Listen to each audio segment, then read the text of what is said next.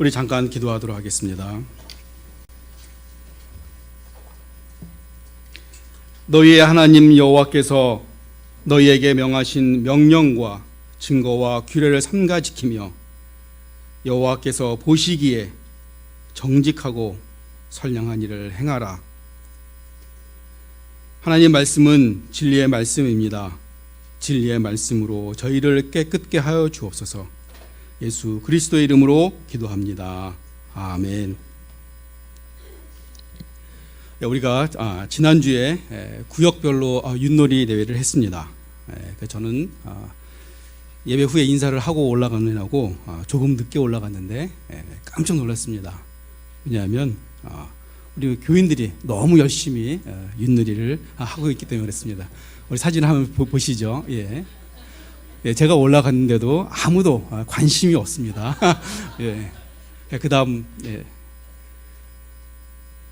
그리고 그 19역인 우리 어르신 구역하고 청년부가 이렇게 했는데 이래전에서 우리 그 19역이 떨어졌습니다. 그 젊은 친구들이 예의도 없고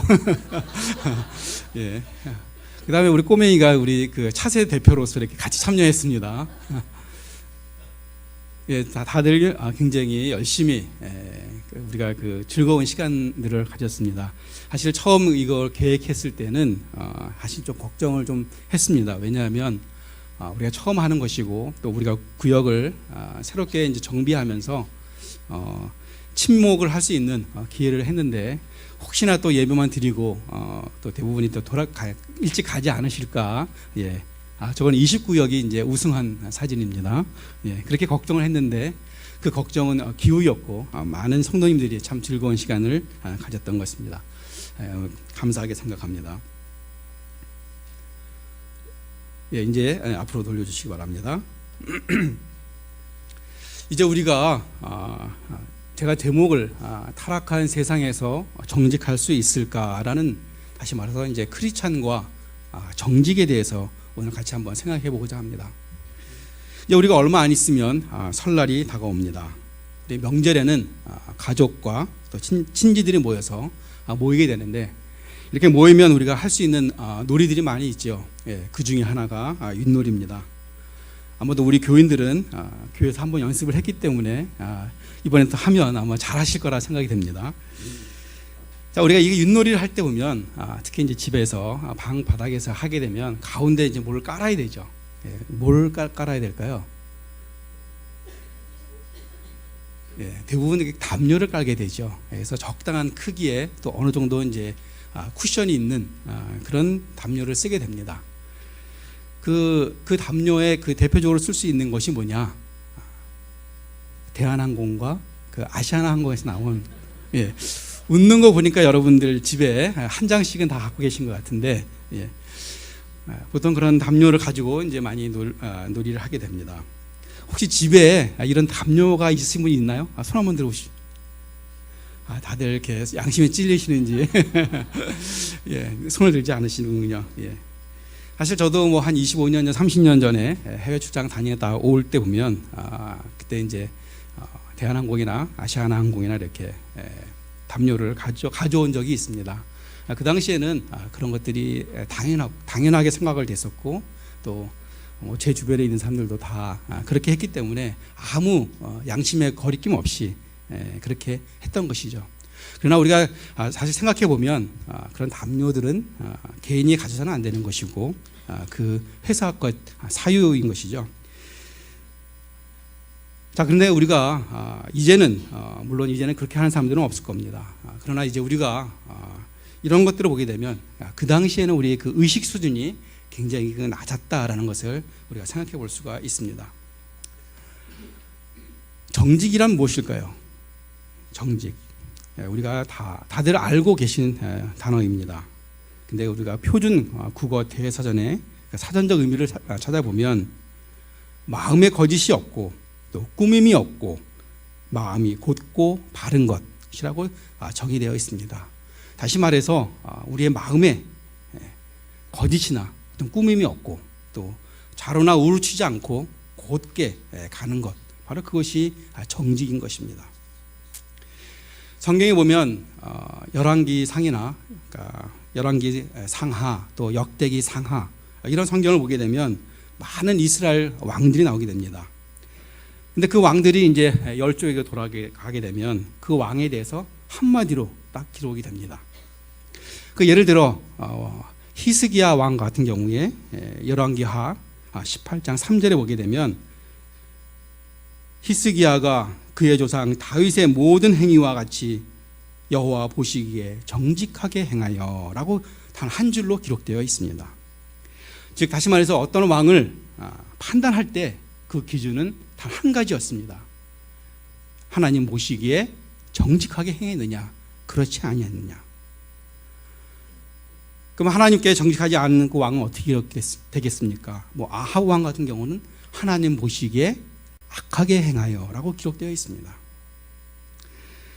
그러니까 그 왕이 이룬 뭐 업적이나 치적에 대한 평가는 하나도 없습니다. 단지 하나, 하나님 보시기에 정직하게 행했느냐 행하지 아니했느냐.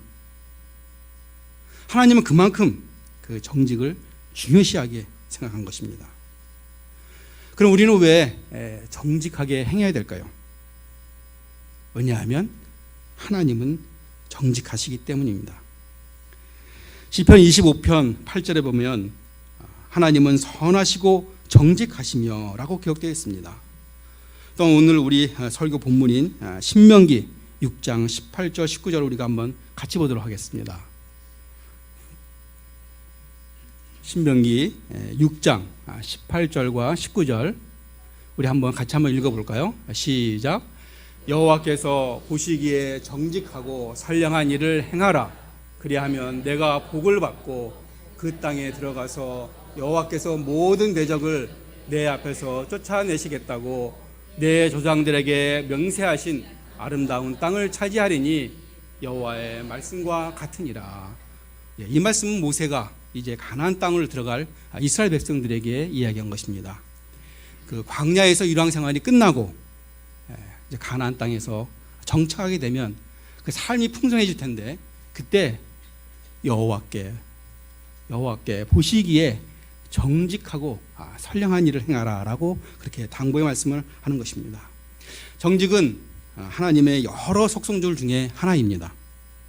그러나 이 정직이 얼마나 중요한지 성경에 무려 125회나 기록되어 있습니다. 뿐만 아니라 하나님의 말씀조차 또한 정직합니다.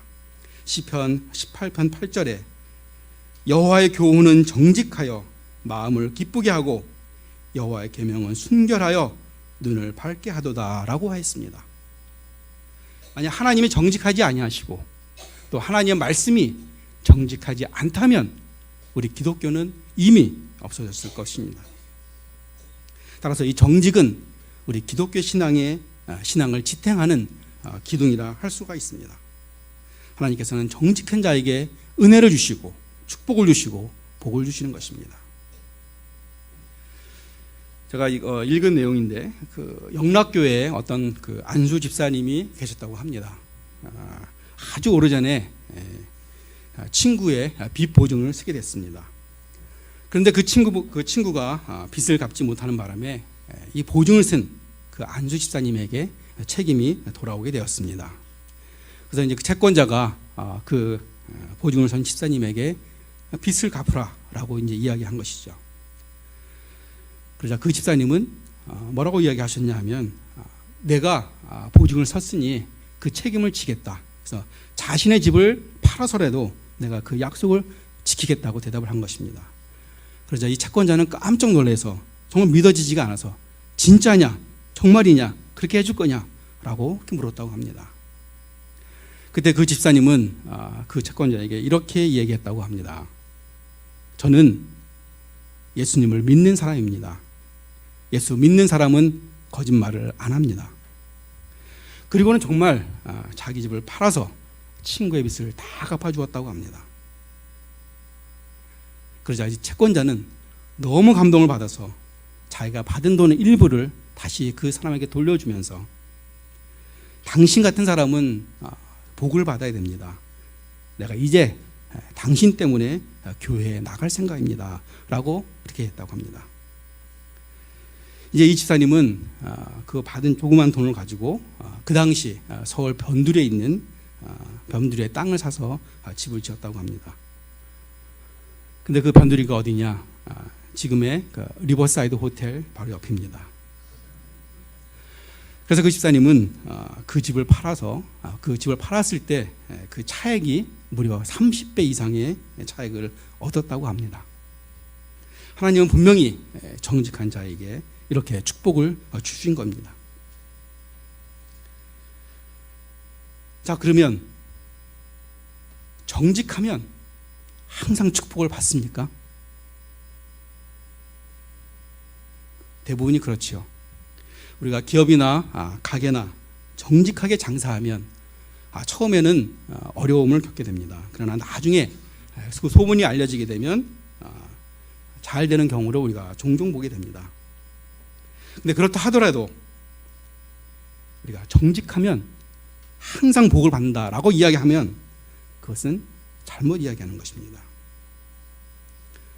우리가 흔히들 예수를 믿으면 만사가 형통하고 건강하고 자녀가 잘 된다는 그런 그런 얘기를 많이 듣게 됩니다. 물론 저도 그렇게 믿습니다. 그러나 그렇다고 해서 항상 잘 된다라고 우리가 이야기할 수는 없는 것입니다. 바로 그렇게 이야기하게 되면 우리가 믿는 신앙을 저급하고 또 무당과 같은 그런 샤머니즘으로 만들어버리는 천박한 신앙으로 바꿔버리는 것입니다. 정직하다고 해서 우리가 항상 복을 받는 것은 아닙니다. 실제로 어떤 경우에는 어려움을 겪게 됩니다.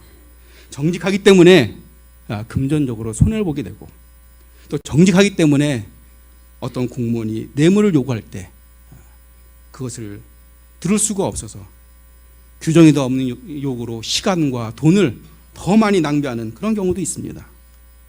또 어떤 경우에는 무역을 할 때 상대편 기업의 그 담당자부터 뇌물을 요구받을 때 크리스찬으로서 그것을 할 수가 없기 때문에 결국 계약 성사 직전까지 갔던 그런 계약들이 파기가 되는 그런 경우도 종종 있는 것입니다.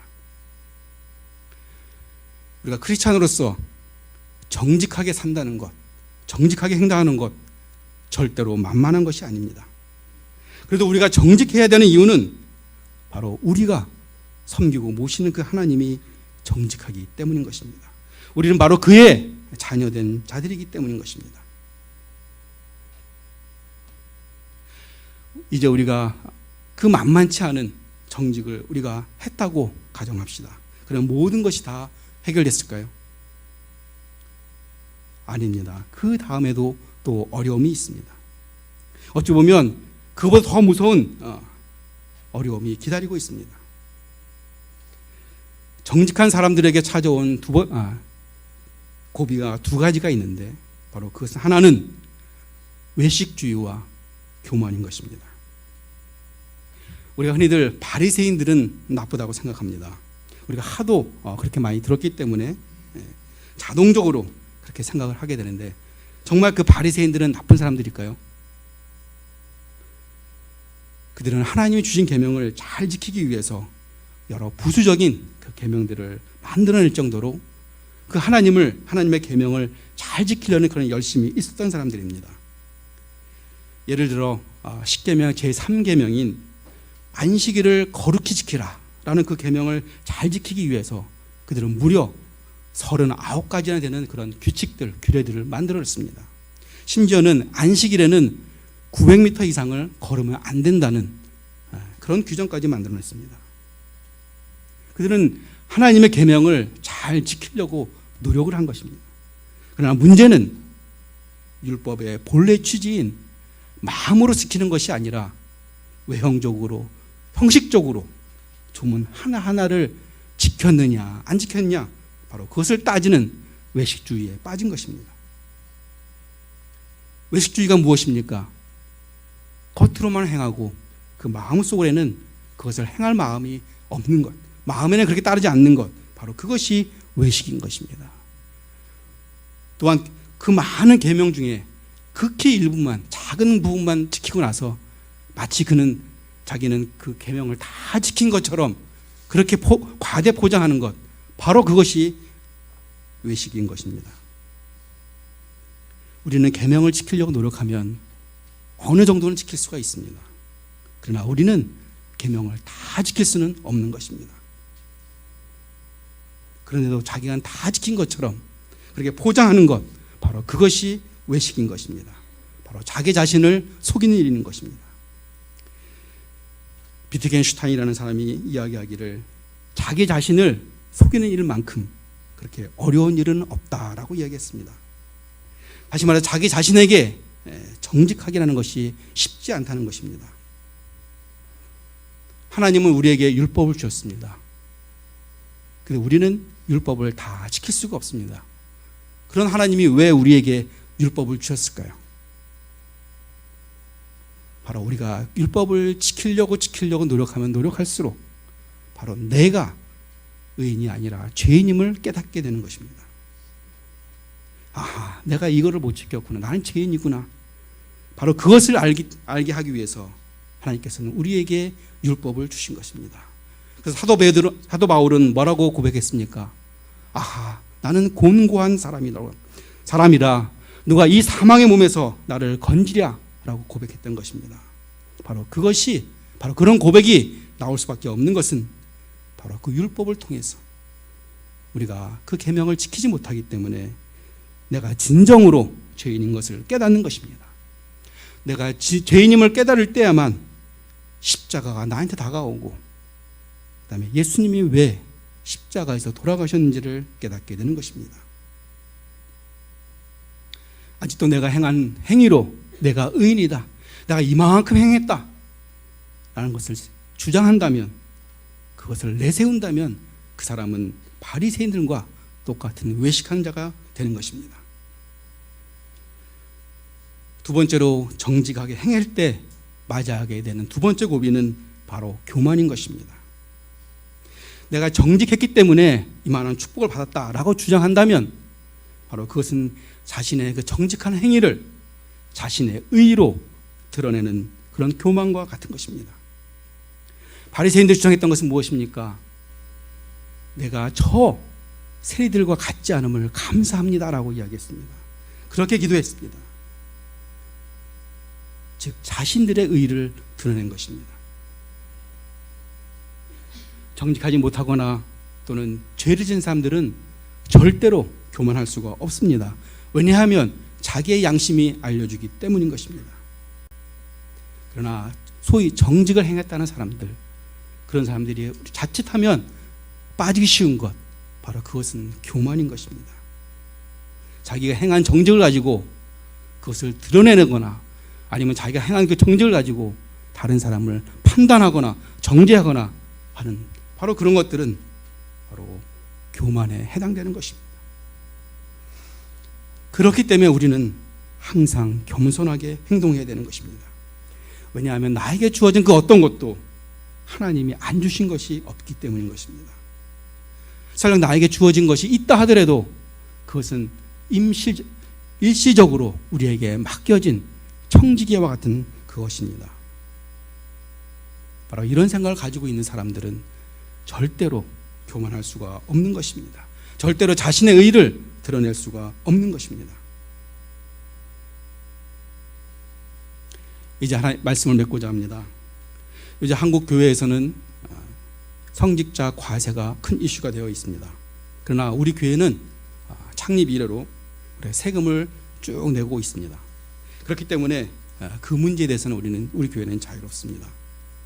우리 크리스찬들은 하나님의 백성이자 또한 이 땅에 살고 있는 국민입니다. 국민으로서 세금 내는 것 당연한 것입니다. 우리가 왜 정직하지 못할까요? 그것은 바로 하나님을 가두어 두었기 때문인 것입니다. 하나님을 주일날 우리가 예배드리는 이 예배당 안으로 하나님을 가두어 두었기 때문에 우리는 정직하지 못한 것입니다. 주일날이 아닌 평일에도 또 예배당이 아닌 나의 일터와 사무실과 이 세상 속에 하나님이 계신다고 생각한다면 우리는 정직하게 행할 수밖에 없는 것입니다. 우리는 정말 하나님을 제대로 알고 있나요? 제대로 인식하고 있습니까? 하나님은 언제나 주일이나 평일에도 또 세상 어디든지 예배당뿐만 아니라 사무실뿐만 아니라 내가 혼자 있는 그 골방 속에도 하나님은 나와 함께 계시는 것입니다. 그렇기 때문에 우리는 코람데오 하나님 앞에 서 있다, 이런 신전의식을 가지고 우리가 항상 순간순간을 살아가야 되는 것입니다. 이런 말이 있습니다. 모든 사람을 우리가 한순간에 속일 수는 있다고 합니다. 또 어떠한 사람을 평생을 속일 수는 있습니다. 그러나 모든 사람을 평생 동안 속일 수는 없는 것입니다. 우리 인간 사회가 이럴진데 하물며 우리 사람, 인간을 창조하신 하나님 앞에는 어떻게 우리가 감추이고 속일 수가 있겠습니까? 바로 이 정직은 하나님을 어떻게 인식하느냐의 문제인 것입니다. 그래서 우리가 크리스찬으로서 사소한 것 하나하나라도 맞으면 예고, 아니면 아니오라고 정직하게 말할 수 있는 것, 정직한 크리스찬이 되는 것, 그것이 바로 하나님이 원하시는 것입니다. 그러나 이 정직하게 사는 것, 정직하게 행동하는 것 절대로 쉬운 일이 아닙니다. 만만한 일이 아닙니다. 그러나 저와 여러분이 오늘 이 말씀을 근거로 해서 정직한 크리스찬으로 한번 도전해 보시기를 간절히 바라겠습니다. 그래서 정말 크리스찬으로서 우리가 정직하게 살아가시기를 예수 그리스도의 이름으로 축원합니다. 잠깐 기도하도록 하겠습니다. 하나님, 정직을 말하면 세상 사람들이 웃습니다. 지금 사태는 정직하지 않더라도 어떠한 수단과 방법을 취하서라도 자신의 이익을 취하는 것을 능사라고 합니다. 그러나 하나님은 우리에게 정직하라고 하십니다. 아버지 하나님, 정직 절대 쉽지 않은 싸움입니다. 우리가 이 싸움에 이길 수 있도록 결단할 수 있는 강한 믿음을 주시고 정직에 도전하는 저희들로 삼아 주시옵소서. 예수 그리스도의 이름으로 기도합니다. 아멘.